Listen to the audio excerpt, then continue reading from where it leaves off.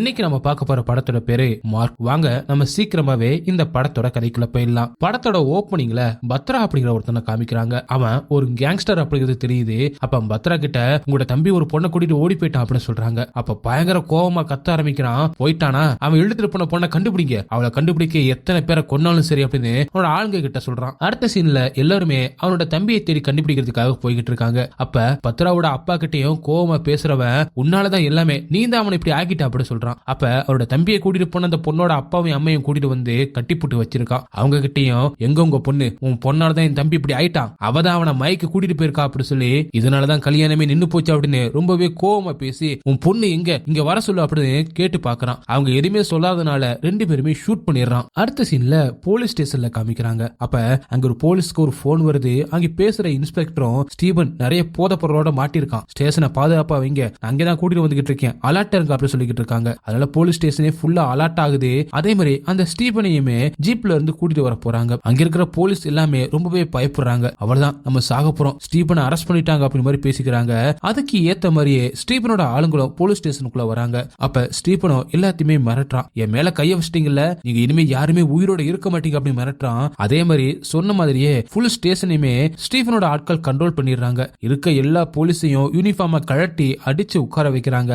அப்ப இந்த மாதிரி ஸ்டேஷனே கலவரமா இருக்கிற அந்த சமயத்துல ஒரு பாட்டு சத்தம் கேக்குறி. அங்க யாரு அப்படி சொல்லிட்டு அந்த ஆளுங்களை ஒருத்தன் போய் பாக்குறான். அப்பதான் நம்ம ஹீரோவை காமிக்கிறாங்க. அவருமே போதையில தான் இருக்காரு. அப்ப அங்க இருக்கிற போலீஸ் எல்லாருமே சொல்றாங்க இவர் சஸ்பெண்ட்ல தானே இருக்காரு அப்படின்னு. அதுக்கு இன்னொரு போலீஸ் சொல்றாரு ரூல்ஸ் ஃபாலோ பண்றவங்களுக்கு தான் இந்த சஸ்பென்ஷன்லாம், ரூல்ஸ் உருவாக்குறவங்களுக்கு கிடையாது அப்படி சொல்லி 22 சஸ்பென்ஷன், 32 டிரான்ஸ்பர், 21 என்கவுண்டர். அவர் போதையில இருந்தாலும் எப்பவுமே டியூட்டில தான் இருப்பாரு அப்படின்னு அவர் அச்சீவ் பண்ணது எல்லாத்தையும் சொல்றாங்க. அப்ப அங்க இருக்கிற ரவுடிகள் எல்லாத்தையுமே ஹீரோ பயங்கரமா அவங்க எல்லாத்தையுமே அடிச்சு நொறுக்குறாரு. வந்திருக்க ரவுடிங்க எல்லாமே எழுந்திருக்க கூட முடியாத அளவுக்கு இருக்காங்க. அடுத்த சைடுல ஹீரோவும் அவங்க அம்மாவோட போனுக்கு கால் பண்றாரு. அப்ப போன வேற ஒரு போலீஸ் எடுத்து பேசுறாரு. அப்ப ஹீரோவும் அம்மாவுக்கு என்னாச்சு அப்படின்னு கேட்க அம்மாவை ஹாஸ்பிட்டல் அட்மிட் பண்ணிருக்கோம் வந்து பாருங்க அப்படின்னு ஹாஸ்பிட்டலோட அட்ரஸ் சொல்றாங்க. அதனால அங்கிருந்து அம்மா இருக்கிற அந்த ஹாஸ்பிட்டலுக்கு கிளம்புறாரு. அப்படியே ஒரு 16 மணி நேரத்துக்கு அப்புறம் அப்படி போட்டு காமிக்கிறாங்க. அப்ப அம்மாவை பாக்குறதுக்காக அந்த ஹாஸ்பிட்டலுமே ரீச் பண்ணிடுறாரு. அங்க அம்மாவை ஐசியூக்கு வெளியில இருந்து பாக்குறாரு. அப்பதான் உண்மையை சொல்றாங்க. அவங்க அம்மாவை யாரோ குத்தி கொலை பண்றதுக்கு முயற்சி பண்ணிருக்காங்க அப்படின்னும், அவங்க அம்மாவை குத்திட்டு கூட இருந்த ஒரு சின்ன பொண்ணு, அந்த பொண்ணோட பேர் அர்ச்சனா, அந்த பொண்ணையுமே கடத்திட்டு போயிருக்காங்க அப்படின்னு தெரிய வருது. அந்த அர்ச்சனா அப்படிங்கிற சின்ன பொண்ணு ஹீரோட பக்கத்து விட்டு பொண்ணு, இவர் தான் தூக்கி வளர்த்திருப்பாரு, எப்படியாவது அர்ச்சனாவை காப்பாத்துங்க அப்படின்னு அந்த பொண்ணோட அம்மா சொல்றாங்க. அதே மாதிரி கூட இருக்கிற ஒருத்தர் இன்னொரு விஷயத்தையும் சொல்றாரு. இந்த பாப்பா மட்டும் கடத்தப்படல, அந்த பொண்ணோட வயசுல இருக்கிற 18 குழந்தைகளை ஒரே நேரத்துல கடத்திருக்காங்க, நியூஸ பாருங்க அப்படின்னு அது தொடர்பா வெளியே இருக்கிற நியூஸ் எல்லாத்தையுமே காமிக்கிறாரு. அதை பார்த்த ஹீரோ ரொம்பவே ஷாக் ஆயிடுறாரு. ஐசியூல இருக்கிற அவங்க அம்மாவோ ஹீரோ கிட்ட அந்த பாப்பா அர்ச்சனாவை எப்படியாவது காப்பாத்துப்பா, அவ நீ தூக்கி வளர்த்த பொண்ணுப்பா அப்படி சொல்றாங்க. நான் கண்டிப்பா காப்பாத்துறமா அப்படி சொல்லிட்டு அங்க இருந்து ஹீரோவும் கிளம்புறாரு. ஹீரோ அவரோட டீம் மெம்பர்ஸ் கிட்டையும் இதை பத்தி பேச ஆரம்பிக்கிறாரு. இதை பண்ணது யாரு அப்படின்னு நம்ம சீக்கிரமா கண்டுபிடிச்சு ஆகணும் அப்படின்னு ஒவ்வொருத்தருக்கும் உண்டான வேலையை ஒதுக்கி தந்துகிட்டு இருக்காரு. அதே மாதிரி அப்ப அவருக்கு ஒரு போன் கால் வருது. அதுல எக்ஸிஎம் போன் பண்ணி முக்கியமான விஷயம் பேசணும், தனியாவா அப்படி சொல்றாரு. அப்ப ஹீரோ பக்கத்துல இருக்கிற டிரைவரை திருப்பி பார்த்துட்டு பரவாயில்ல சொல்லுங்க அப்படி சொல்றாரு. அப்ப உன்னை வேலையை விட்டு தூக்கணும்னு என்கிட்ட இருந்து பதவியை பறிச்சு அந்த ஆதிகேசவன் நம்ம கிட்ட இப்ப வசமா மாட்டிக்கிட்டான் அப்படி சொல்லி அந்த ஆதி பேசுறத காமிக்க ஆரம்பிக்கிறாங்க. அப்ப ஒரு ஹாஸ்பிட்டல்ல சிஎம் அட்மிட் பண்ணிருக்காங்க. சிஎமோட பையன் தான் இந்த ஆதிகேசவன். அவன் அங்க இருக்கிற டாக்டர் கிட்ட ரகசியமா ஒன்னு சொல்லிக்கிட்டு இருக்கான். என்னோட அம்மாவை உயிரோட இருக்கிற மாதிரி நீங்க காமிச்சா மட்டும் போதும், இந்த விஷயம் வெளியில தெரிஞ்சிச்சுன்னா நீங்களும் இருக்க மாட்டீங்க, இந்த ஹாஸ்பிட்டல் இருக்காது அப்படின்னு மிரட்டுறான். அதே நேரத்துல வெளியில பிரஸ் மீடியா எல்லாருமே வெயிட் பண்ணிக்கிட்டு இருக்காங்க. சிஎம் எப்படி இருக்காங்க அப்படின்னு கேட்கறதுக்கு டாக்டரும் அவங்களுக்கு ட்ரீட்மெண்ட் போய்கிட்டு இருக்கு அப்படின்னு சொல்லி முடிச்சிடறாங்க. ஆனா அந்த டாக்டர்ல ஒருத்தர் மட்டும் ரொம்பவே பதட்டமா அவசர அவசரமா அவரோட காருக்குள்ள போய் ஏறி உட்கார்ந்து அவரோட போன்ல ஒரு வீடியோவை பாக்குறாரு. ஆதிகேசவன் அவங்க அம்மாவை அதாவது சிஎம் மிரட்டி பேசிக்கிறது வீடியோவாகவும் இந்த டாக்டர் எடுத்திருக்காரு. அதுல நான் தான் அடுத்த முதலமைச்சர் ஆகணும் அப்படின்னு இந்த இடத்துல கையெழுத்து போட்டு கொடுங்க அப்படின்னு நிறைய டாக்குமெண்ட்ல கையெழுத்து வாங்கியிருக்கான். அதே மாதிரி அவங்க அம்மாவையும் பதவி ஆசைக்காக இவன் கொலை பண்ணிருக்கான் அப்படிங்கிறதும் அந்த வீடியோல பதிவாயிருக்கு. எல்லாத்தையுமே பார்த்துட்டு டாக்டர் அப்படியே வீட்டுக்கு போயிடறான். டாக்டரோட பையன் எப்பவும் போன்ல கேம் விளையாடுறத ஒரு பழக்கமா வச்சுக்கிறது இருக்கான். அதையுமே அவர் கண்டிக்கிறாரு. அப்ப அடுத்த சீன்ல இந்த டாக்டர் எக்ஸிஎம்க்கு போன் பண்ணி ஆதிகேசவன் பண்ண விஷயத்தை எல்லாத்தையுமே சொல்லியிருக்கான். அத இப்ப எக்ஸிஎமும் சொல்றாரு, இந்த எவிடன்ஸை விட்டோம்னா நமக்கு வேற சான்ஸே கிடைக்காது, இந்த ஒரு எவிடன்ஸ் போதும் அவனை நம்ம அடுத்த சிஎம் ஆக விடாம பண்றதுக்கு அப்படின்னு ஹீரோ கிட்ட சொல்றாரு. ஹீரோவும் அந்த வீடியோ யார்கிட்ட இருக்கு அப்படின்னு கேட்க டாக்டர் கிட்ட தான் இருக்கு அப்படின்னு சொல்றாங்க. அடுத்து அந்த வீடியோவை வாங்குறதுக்காக ஹீரோவும் கிளம்புறாரு. ஹீரோவை தேடி ஆதிகேசவனோட ஆளுங்களை வராங்க. அப்ப வீடியோ கால்ல இருக்கிற ஆதிகேசவன் பயங்கரமா ஹீரோவை மிரட்டுறான். நீ இருக்கிற இடம் தெரியாம நான் ஆக்கிடுவேன், இந்த கேஸ்ல இருந்து விலகிடு அப்படி மாதிரி சொல்றான். அப்ப அந்த ஆட்கள் எல்லாத்தையுமே கண்ணா பின்னு அடிச்சு போட்டுட்டு ஆதிகேசன் கிட்டையும் ஹீரோ பேசுறாரு. இங்க நடக்க போற யுத்தத்துல நீயா வந்து மாட்டிக்கிட்ட, உன்னை யாராலுமே இதுல இருந்து காப்பாற்ற முடியாது அப்படின்னு சொல்றாரு. அங்க இருக்கிற ஆளுங்க எல்லாத்தையுமே அடிச்சு போட்டுட்டு அடுத்து என்ன பண்ணலாம் அப்படின்னு யோசிச்சுட்டு இருக்காரு. ஆனா இன்னொரு பக்கம் இந்த விஷயம் எல்லாம் தெரிஞ்ச ஆதிகேசனோட ஆட்கள் டாக்டரோட வீட்டுக்கும் போய் டாக்டரையும் அவரோட மனைவியும் அடிச்சு அந்த வீடியோ எங்க அப்படின்னு கேக்குறாங்க. ஆனா அந்த வீடியோ இருக்கிற போனை டாக்டரோட குட்டி பையன் தூக்கிட்டு ஓடிடுறான். அப்பாவை மிரட்டுறாங்க, போனை கேட்கறாங்க அப்படின்னு நினைச்சு அவன் வீட்டுல இருந்து வெளியில ஓட ஆரம்பிப்பான். அப்ப அவனையும் கிட்னாப் கும்பல் கடத்திருப்பாங்க. இது தெரியாம என்னோட பையன் தான் வச்சிருக்கா அப்படின்னு எவ்வளவு சொன்னாலும் அவங்க நம்பாம திரும்ப திரும்ப கேட்டு அடிச்சுக்கிட்டே இருக்காங்க. அடுத்த சீன்ல ஆதிகேசவன் அடுத்து சிஎம் ஆக போறேன் அப்படின்னு சொல்லிட்டு அவன் இருக்கிற அந்த கட்சியில இருக்கிற தலைவர்கிட்ட எல்லாத்தையும் சொல்லிக்கிட்டு இருக்கான். அப்ப அந்த கட்சி தலைவர்களும் இந்த விஷயத்துக்கு ஒத்து போகல, நீங்க சிஎம் ஆகிறது எங்களுக்கு சரியா படல அப்படி சொல்ல, அப்ப சின்ன வயசுல இருந்து அந்த கட்சிக்கு உழைச்சிருக்கேன் விரல் சும்பிட்டு போகணுமா அப்படின்னு ரொம்பவே கோவமா அந்த ஆதிகேசவனும் கேட்கிறான். உங்களுக்கெல்லாம் எவ்வளவு பணம் வேணா தந்துடுறேன், என்ன பதவி வேணா எடுத்துக்கங்க, ஆனா நான் தான் சிஎம் இருக்கணும் அப்படின்னு எல்லாரையுமே மிரட்டிக்கிட்டு இருக்கான். அப்ப இதுக்கெல்லாம் அம்மா ஒத்துக்க மாட்டாங்க அப்படின்னு அந்த கூட்டத்துல ஒருத்தர் சொல்றதுனால அதெல்லாம் அம்மா ஒத்துக்கிட்டாங்க, எனக்கு கையெழுத்தே போட்டு கொடுத்துருக்காங்க அப்படின்னு சொல்லி இவன் மிரட்டி கையெழுத்து வாங்கினதையும் காமிக்கிறான். விடுறதுக்குள்ள நான் சிஎம் ஆகிறதுக்கு உங்களுக்கு சம்மதம்னு சொல்லி எல்லாரும் சைன் போட்டுருக்கணும், இல்லைன்னா எல்லாருக்கும் சமாதி கட்டிடுவேன் அப்படின்னு சொல்றான். அடுத்த சீன்ல ஹீரோ அவங்க டீம்ல இருக்கிற ஆட்கள் சொன்ன மாதிரி ஒரு இடத்துல போய் நிக்கிறாரு. அங்க நின்னு எப்படி கிட்னாப் பண்ணிருப்பாங்க அப்படின்னு கற்பனை பண்ணி பாக்குறாரு. அப்ப ஒரு அம்மா ஒரு குழந்தையோட நடந்து வந்துகிட்டு இருக்காங்க. அப்ப அந்த குழந்தைய எப்படி கிட்னாப் பண்ணிருப்பாங்க, எந்த பக்கம் போயிருப்பாங்க அப்படின்னு அது எல்லாத்தையுமே யோசிச்சு பின்னாடியும் போய் பாக்குறாரு. அப்ப அங்கேயும் அவருக்கு எந்த ஒரு பதிலும் கிடைக்கல. அதுக்கப்புறம் ஹீரோட டீம் ஹீரோ கிட்ட வந்து நாங்க அந்த சிசிடிவி ஃபுட்டேஜ் எல்லாத்தையுமே கலெக்ட் பண்ணிட்டோம், அந்த கிட்னாப்பர்ஸ் எல்லாரோட கையிலயும் ஒரு சிம்பிளோட ஒரு டேட்டூ ஒன்று போட்டிருக்காங்க அப்படின்னு சொல்றாங்க. அப்ப வண்டியில போய்கிட்டு இருக்கும் போது பக்கத்து கார்ல இருக்கவங்களோட கையை பிடிச்சி அவங்களோட சிகரெட்ல இருக்கிற அந்த நெருப்பால இவரோட சிகரெட்டை பத்த வைப்பாரு.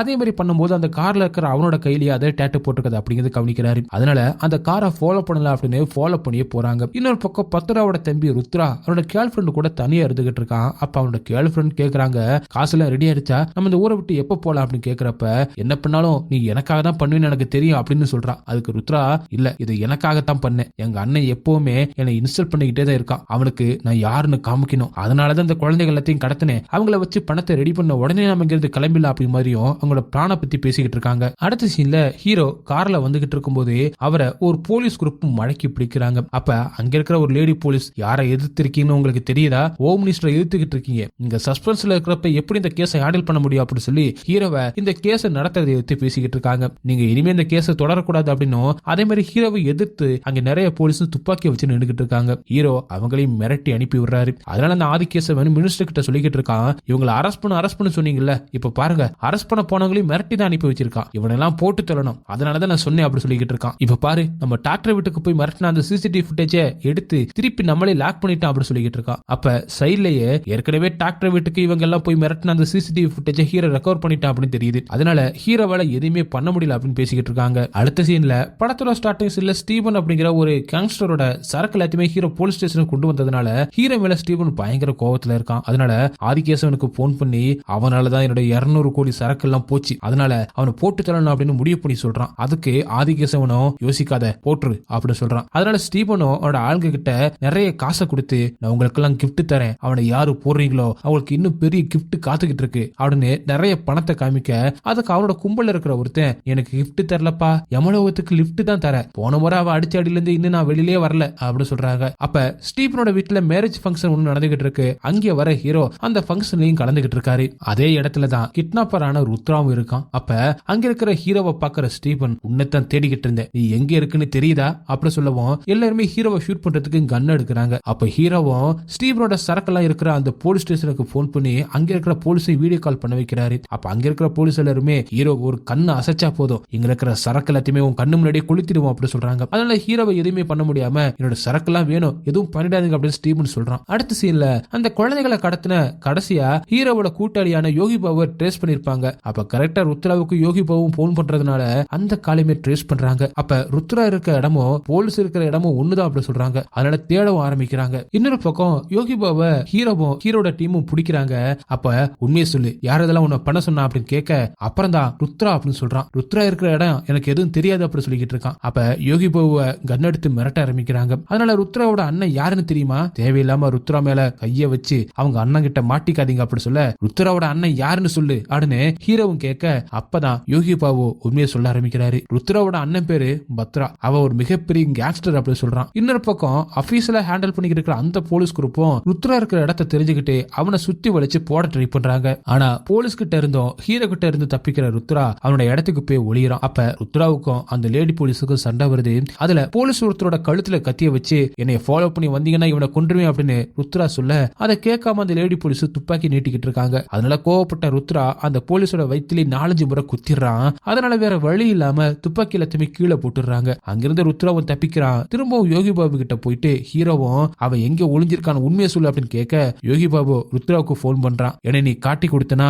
உன்னையும் நான் காட்டி கொடுப்பேன், நீ தான் இந்த குழந்தைகளை எல்லாத்தையுமே கிட்னாப் பண்ணது அப்படின்னு ஓமையில பழிய தூக்கி போட்டுருவேன் அப்படின்னு சொல்றான். ஆனா இங்க ஹீரோ ரொம்பவே மிரட்டி கேட்கறதுனால ருத்ராவை பத்தி இன்னும் தெரிஞ்ச உண்மைகளை சொல்லிடுறான். அப்புறம் நீங்க ருத்ராவை ஏதாவது பண்ணீங்கன்னா அவனோட அண்ணன் உங்களை சும்மா விட மாட்டான், என்னையும் கொன்னுடுவான் அப்படின்னு சொல்றான். இன்னொரு பக்கம் ருத்ரா அவனோட அண்ணன் பத்ராவுக்கு போன் பண்ணி என்ன போலீஸ் புடிச்சிட்டாங்க, என்ன அரெஸ்ட் பண்ணி ஒரு லைட் ஹவுஸ்ல வச்சிருக்காங்க, நீ வந்து என்ன எப்படியாவது காப்பாத்து, நீ சொன்ன மாதிரி இந்த மினிஸ்டர் பண்ணியே கல்யாணம் பண்ணிக்கிறேன் அப்படின்னு சொல்றான். ஆனா இது எல்லாத்தையுமே ருத்ரா ஒரு பிளானோட தான் பண்றான். ஏன்னா ருத்ராவுக்கு அவனோட அண்ணனை பழி வாங்கணும், அதே மாதிரி தன்னை தேடி இருக்கிற ஹீரோவையும் பழி வாங்கணும். அப்படினால 2 பேருக்கும் பிரச்சனை பண்ணி விடலாம் அப்படின்னு சொல்லிட்டு இப்படி பண்ணிக்கிட்டு இருக்கான். அல்ல பத்ராவும் அவனோட ஆட்கள் கிட்ட எல்லாத்தையுமே சொல்லி ருத்ராவை லைட் ஹவுஸ்ல போலீஸ் அரெஸ்ட் பண்ணி வச்சிருக்காங்க, நீங்க எல்லாம் போங்க, நான் பின்னாடியே வரேன் அப்படின்னு சொல்றான். அப்ப அங்க வர்ற பத்ராவோட ஆளுங்களை ஹீரோ பயங்கரமா அடிக்கிறாரு. அவங்க எல்லாத்தையுமே அடிச்சு சமாளிச்சுட்டு ருத்ராவையும் மடக்கி பிடிக்கிறாங்க. அப்ப ருத்ராவும் போலீஸ் கிட்ட இருந்து தப்பிக்கலாம் அப்படின்னு எவ்வளவோ ட்ரை பண்றான். ஆனா ஹீரோ ஜீப்ல இருந்து இறங்கி வர்றதுக்குள்ள ஒரு போலீஸ் ருத்ராவை ஷூட் பண்ணிடுறான். அதனால அங்கேயே அப்படியே ருத்ரா சரிஞ்சு விழுகிறான். அதனால ருத்ராவை தூக்கி கார்ல வச்சுட்டு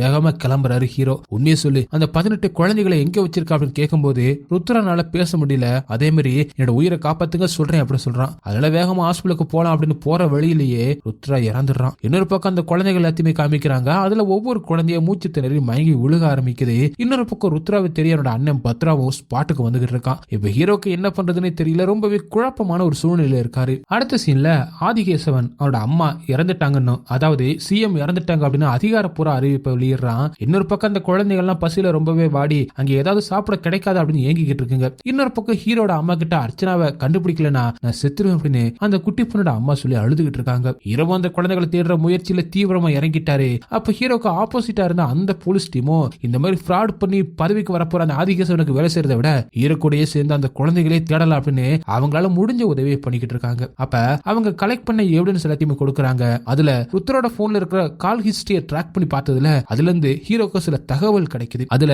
ருத்ரா சாகறதுக்கு முன்னாடி ஹீரோ கிட்ட சொன்னது ஞாபகம் வருது, இன்னும் 18 மணி நேரத்துக்குள்ள குழந்தைகள் எல்லாம் இறந்துருவாங்க, அந்த மாதிரி ஒரு செட்டப்ல தான் நான் பண்ணி வச்சிருக்கேன், முடிஞ்ச காப்பாத்து அப்படின்னு சொல்லியிருப்பான். அதனால அது என்ன அப்படின்னு யோசிக்கும் போது அவ ஏதோ ஒரு டேமுக்கு பக்கத்துல தண்ணி நிறைய இருக்கிற இடத்துல வச்சிருக்கா அப்படின்னு தெரிய வருது. இன்னும் 18 மணி நேரம் தான் இருக்கு அப்படிங்கறனால நம்ம சீக்கிரமா கண்டுபிடிச்சாகணும் அப்படின்னு ஹீரோவும் அவரோட டீமும் யோசிச்சுக்கிட்டு இருக்காங்க. அப்ப அந்த குழந்தைகள் இருக்கிற இடத்துல தண்ணி கொஞ்சம் கொஞ்சமா உள்ள வர ஆரம்பிக்குது. ஆனா அதுதான் நம்மள மூழ்கடிக்க போகுது அப்படின்னு தெரியாத குழந்தைகளும் அதை பார்த்து ரொம்பவே சந்தோஷப்பட்டு இருக்கிற பசிக்கு அந்த தண்ணியை குடிக்க ஆரம்பிக்குதுங்க. காப்பாத்தணும்னு ஏற்கனவே ருத்ரா இறக்குறதுக்கு முன்னாடி ஹீரோ இருக்கிற அந்த லொகேஷனை சொல்லியிருப்பான்ல, அதனால அவங்க ஆட்களும் கரெக்டா ஹீரோவை தேடி வராங்க. இன்னொரு பக்கம் அந்த குழந்தைகளோட அம்மா அப்பா எல்லாருமே ரொம்பவே அழுது அவங்களோட குழந்தைகளை எப்படியாவது கண்டுபிடிச்சாகணும் காப்பாற்றணும் அப்படின்னு சொல்லிட்டு கோவிலா சுத்தி இருக்கிறதையும் காமிக்கிறாங்க. அந்த குழந்தைகளும் பசியால கஷ்டப்படுதுங்க, எப்படியாவது அம்மா அப்பா வந்து காப்பாத்துவாங்க அப்படின்னு சாமி கிட்ட வேண்ட ஆரம்பிக்கிறாங்க. ஹீரோவும் அந்த குழந்தைகளை தேடி போய்கிட்டு இருக்காங்க. அடுத்த சீன்ல ருத்ராவுக்கு மட்டும்தான் அந்த குழந்தைகள் எங்க இருக்கா அப்படிங்கிற இடம் தெரியும். அவனை தாண்டி என்னோட கேர்ள் ஃபிரெண்டுக்கு மட்டும்தான் அந்த குழந்தைகள் இருக்கிற இடம் தெரியும். அப்படிங்கறதுனால அந்த லேடி போலீஸ் ருத்ராவோட கேர்ள் ஃபிரெண்ட கூட்டிட்டு வந்து ஜீப்ல உட்கார வச்சு ரொம்ப பொறுமையா பேசுறாங்க. நான் ருத்ராவுக்கு தங்கச்சி மாதிரி தான் சொல்லு அப்படின்னு பேச ஆரம்பிக்க அப்ப ருத்ராவோட கேர்ள் ஃபிரெண்டும் ருத்ரா எங்க அவன் நல்லா இருக்கானா அப்படின்னு கேட்க அதுக்கு போலீஸும் பத்ரா கிட்ட மாட்டிக்க கூடாது அப்படிங்கறதுனால நாங்க ருத்ராவை சேஃபான இடத்துல வச்சிருக்கோம் அப்படின்னு பேசிக்கிட்டு இருக்கும் போதே வேணும்னா நீ போன் பண்ணி கேளு அப்படின்னு போலீஸ் சொல்ல அதுக்கு அந்த பொண்ணும் இல்ல போன் பண்ணா ட்ரேஸ் பண்ணுவாங்கன்னு நான் போன் எடுத்துட்டு வரல அப்படின்னு சொல்லிடுறா. இவகிட்ட இருந்து எப்படியாவது இன்ஃபர்மேஷனை கலெக்ட் பண்ணலாம் அப்படின்னு அந்த போலீஸும் ஜீப்பை விட்டு வெளியில வந்து போன்ல தகவலை சொல்லிக்கிட்டு இருக்காங்க. அப்ப இவங்க போலீஸ் டீம்ல இருக்கிற ஒருத்தர் அந்த லேடி போலீஸ துப்பாக்கி கீழே வைங்க அப்படின்னு கத்தி மிரட்டிக்கிட்டு இருக்காரு. அப்பதான் தெரிய வருது இவர் தான் பத்ரா அப்புறம் ஆதிகேசவன் வச்ச ஒரு கருப்பு ஆடு அப்படின்னு தெரிய வருது. இன்னொரு பக்கம் பத்ராவோட ஆளுங்க எவ்வளவு பேர் வந்தாலும் ஹீரோ அவங்க எல்லாத்தையுமே அடிச்சு நொறுக்கிட்டு இருக்காரு. அதனால ரொம்பவே காண்டாகிற பத்ரா நானே போய் அவனை முடிக்கிறேன், என் தம்பி எங்க இருக்கானே தெரியல அப்படின்னு பேசிக்கிட்டு இருக்கான். அப்பதான் ஆதிகேசவனோ பத்ராவுக்கு போன் பண்ணி இன்னுமா உன் தம்பி உயிரோட இருக்கான்னு நினைச்சுக்கிட்டு இருக்க, அவன் எப்பவே உன் தம்பியை கொண்டுட்டான் அப்படி சொல்றான். அதை கேட்டு வெறியோட உச்சத்துக்கே போறான் பத்ரா. இப்ப கடைசியா ருத்ரா இருந்த அந்த இடத்துக்கு வரான். ஆனா அங்க ருத்ராவோட டெட் பாடி கூட இல்ல, ஏன்னா அதையுமே ஹீரோ எடுத்துட்டு போயிருவாரு. அதனால அங்க வந்து பாத்துட்டு குழந்தைகள் எல்லாத்தையுமே கடத்தி கடைசியில அவங்க பணம் கூட கிடைக்கிற மாதிரி அவன் பண்ணிட்டான் அப்படின்னு அவங்க அப்பா கிட்ட அந்த பத்ரா சொல்லிக்கிட்டு இருக்கா. அப்ப பத்ராவோட டீம்ல போலீஸ் ஆபீசர் ஒருத்தர் அடியாள் மாதிரி அவங்களுக்குள்ளே இருந்திருப்பாரு. அவரும் அப்பப்ப இங்க நடக்கிற விஷயம் எல்லாத்தையுமே ஹீரோ கிட்ட சொல்லிக்கிட்டு இருப்பாரு. இதையுமே பத்ரா தெரிஞ்சுக்கிறான். இங்க எவன்ட்ட இங்க நடக்கிறதுல அங்க சொல்லிக்கிட்டு இருக்கா, எவனா இருந்தாலும் உங்களை சும்மா சும்மா விட மாட்டேன்டா, யாருன்னு மட்டும் தெரியட்டும், அப்புறம் வச்சுக்கிறேன் உங்களை அப்படின்னு மிரட்டுறான். இன்னொரு பக்கம் அந்த குழந்தைகள் இருக்கிற இடத்துல தண்ணி கொஞ்சம் கொஞ்சமா நிறைய ஆரம்பிக்குது. அதனால அந்த டாக்டரோட பையன் அவரோட போன பத்திரமா ஒரு பிளாஸ்டிக் கவருக்குள்ள மூடி வைக்கிறான். அடுத்த சீன்ல ஒரு ஹிண்ட் கிடைக்குது. அதாவது ருத்ரோட கேர்ள் ஃபிரெண்ட் அவ போன வேன்லயே மறந்து வச்சுட்டு வந்துட்டா அப்படின்னு தெரிய வருது. அந்த பொண்ணோட ஃப்ரெண்ட் இந்த விஷயத்தை ஹீரோ கிட்ட சொல்ல, அவன் மொத்தம் 2 சிம் வச்சிருந்தா, ஒரு சிம்மோட நம்பர் மட்டும் தான் என்கிட்ட இருக்கு, இன்னொரு சிம் அந்த தொலைஞ்சு போன போனோட சிம் நம்பரு எனக்கு தெரியாது, அவளுக்கு தான் அது தெரியும் அப்படின்னு சொல்றா. திரும்பவும் ஹீரோட டீம்ல இன்னொருத்தன் ஆதிகேசனுக்கு விலை போயிடுறான். ருத்ராவை ஹீரோ கொலை பண்ண மாதிரி காமிச்சு பத்திர கிட்ட ஹீரோவை லாக் பண்ண வைக்கிறதா இவங்களோட பிளான். அதனாலதான் ஹீரோ ருத்ராவை கொலை பண்றதுக்கு முன்னாடியே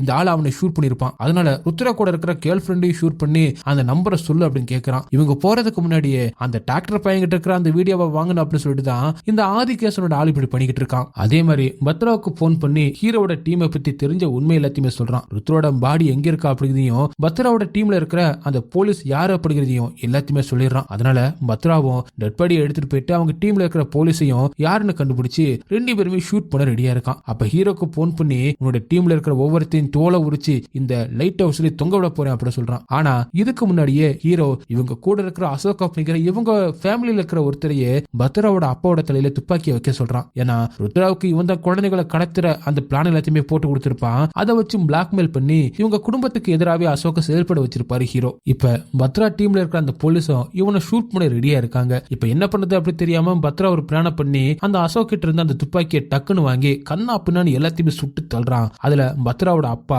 அசோக் இவனோட ஆட்கள் எல்லாருமே இறக்குறாங்க. அந்த 2 போலீஸ் மட்டும் தண்ணிக்குள்ள விழுந்து உயிர் பிழைக்கிறாங்க. இன்னொரு பக்கம் அந்த குழந்தைகளை முழுவதுமா மூழ்கிற அளவுக்கு தண்ணி சூழ்ந்துருது. அடுத்த சீன்ல பத்ரா போலீஸ் டீம் எல்லாத்தையுமே பிடிச்சிடறான். அப்ப அதுல ருத்ராவோட கேர்ள் ஃபிரெண்ட் இருக்கா. அதனால உன்னாலதான் ருத்ராவுக்கு இந்த நிலைமை, உன்னைய முதல்ல கொல்லணும் அப்படின்னு அவளை ஷூட் பண்ணலாம் அப்படின்னு போறான். ஆனா அங்க இருக்கிற ஆதிகேஸ்வரோட ஆளு இவளை கொண்டுறாதீங்க, அந்த வேலையில இருக்கிற போன் நம்பர் இவளுக்கு மட்டும்தான் தெரியும், அதை ட்ரேஸ் பண்ணா தான் டாக்டர் பையன் கிட்ட இருக்கிற வீடியோவை வாங்க முடியும் அப்படின்னு சொன்னதும் அவனால கொல்ல முடியல. அவளை எவ்வளவோ அடிச்சு துன்புறுத்தியும் கேட்டு பாக்குறாங்க. அப்பவும் அவன் அந்த போன் நம்பரை சொல்லவே இல்ல.